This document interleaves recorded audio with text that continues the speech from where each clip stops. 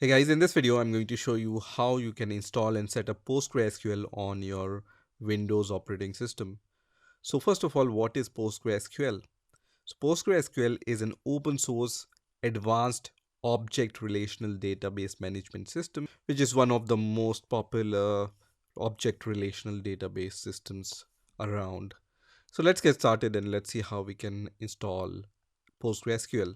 So for that, open your favorite browser and search for PostgreSQL, and the first link which will appear here will be from postgresql.org. So we are going to click on this link, and once you are on the home page of postgresql.org, straight away you will see this download button here.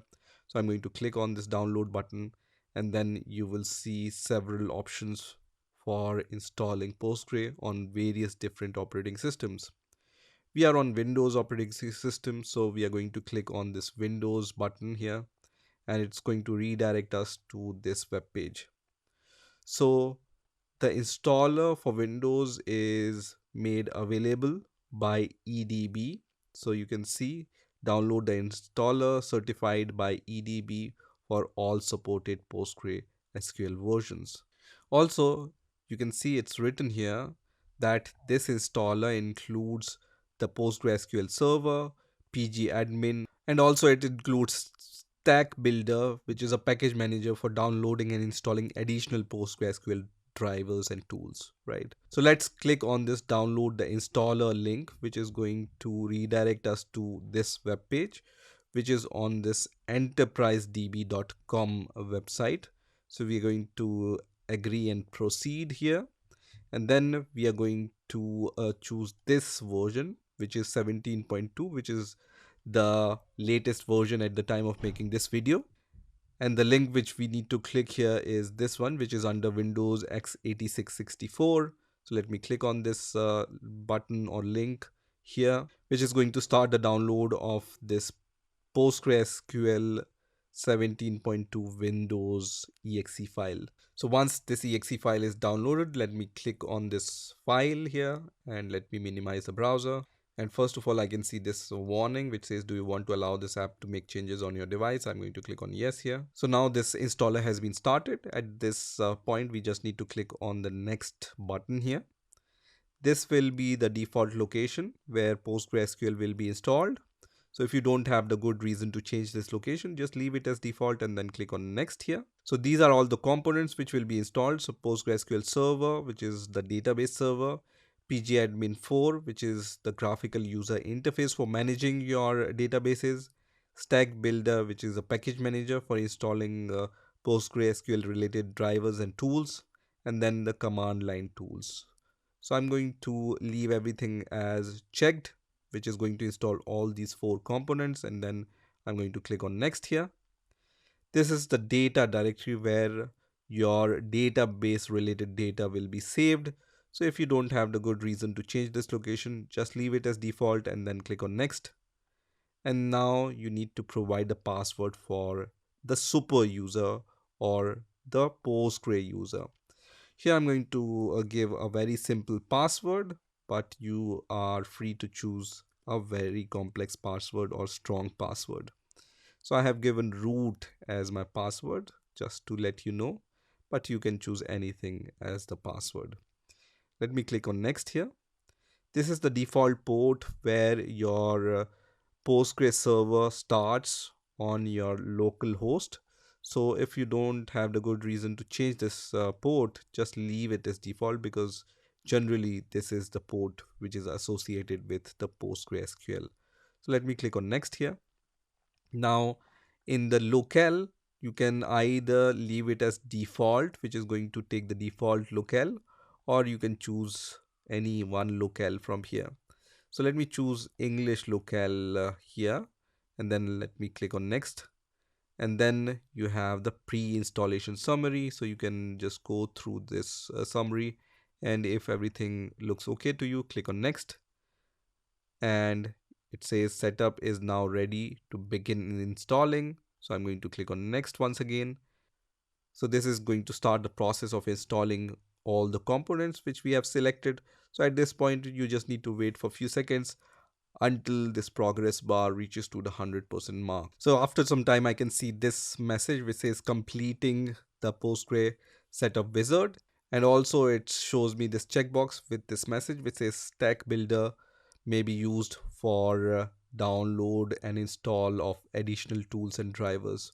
For now, I'm going to leave it as checked, and then I'm going to click on the finish button, which is going to show me this kind of window. And for now, I don't want to use stack builder to download or install any tools, so I'm going to click on cancel here and then click on yes. So once the installation is finished, let's try to start the pgAdmin tool and see if we can connect to our PostgreSQL server. For that, click on this Windows icon and then click on All Apps button here. And here I can see this folder which says PostgreSQL 17. I'm going to just expand this and you can see all these tools here. So here I'm going to click on this pgAdmin 4 tool for now, which is going to start the pgAdmin 4. So now I can see that pgAdmin 4 has been started, and on this first window I can see this message which says migrate saved password, please enter your master password here. So you need to provide a master password here. I'm going to provide a very simple password, but you can choose your password. So I'm going to give the password which is root in my case. So I have added root as my password and then click on OK.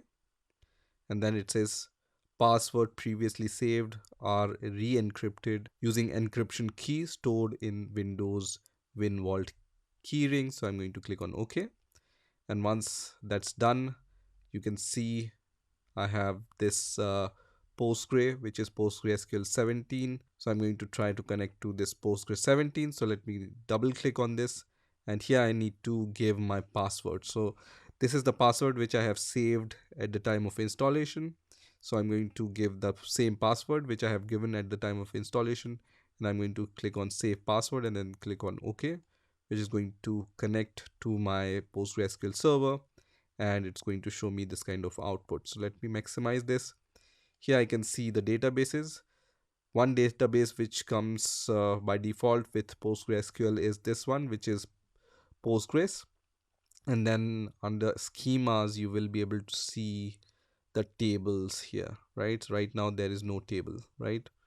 So if you want to create a new database, right click on this PostgreSQL 17, click on create and then click on database and give the database name. For example, I will give the database name mydb, and then you can also give some additional parameters for your database. For now, I will just create a simple database and then I'm going to click on save here, which is going to create this database. And you can see this database is created. Right now it doesn't have any tables. So when you click on schemas, you will see public here, and under public you will see tables. So when you want to create a table using pgAdmin 4, right click on table and then click on create table, and then you can give the name to your table. So I'm going to name my tables as orders here, and then you can also define some columns here. So right now there is no column. I can click on plus button and define some columns. So for example, I'm going to just write name here, data type. I can select anything from this list. For now, let's select text here, and then you can also define the length and precision, scale, and if this is a primary key or not, right? So this is how you can add columns. For example, amount here, it will be a number or numeric value, and then you can also add some more values here. So I'm going to click on save, and my table is created with 2 columns here, you can see, and then I can add some data to this table, right? So I can easily create database and tables using pgAdmin 4.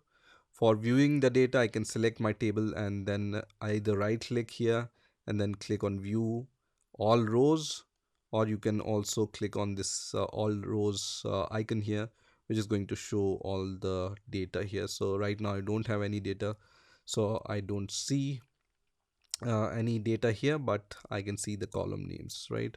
And the query is this one. Here you can also write some other queries and insert or delete or update data from here also. Now we are successfully able to connect to our database and create database using the pgAdmin 4.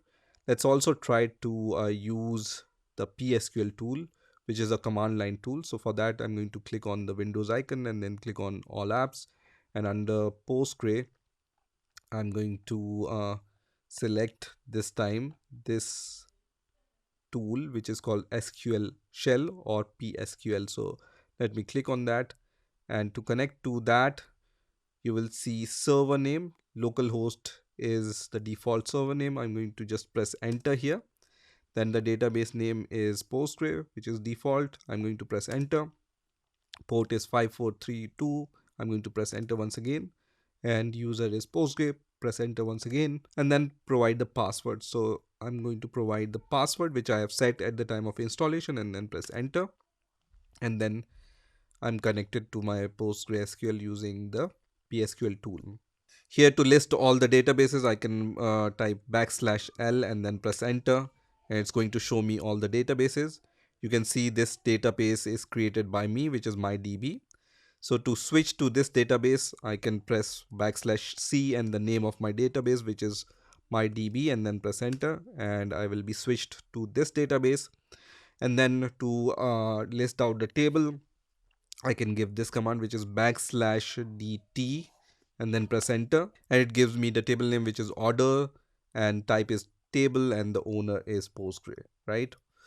Then you can also give some more information. For example, so I can write a query, select asterisk from my table name, which is orders, and then semicolon, and then press enter, and it says it doesn't have any rows, but I can see the column names, right? So this is how you can use this PSQL tool to connect to your database and query your database. So this is how you can install and set up PostgreSQL on your Windows operating system. I hope you've enjoyed this video, and I will see you in the next video.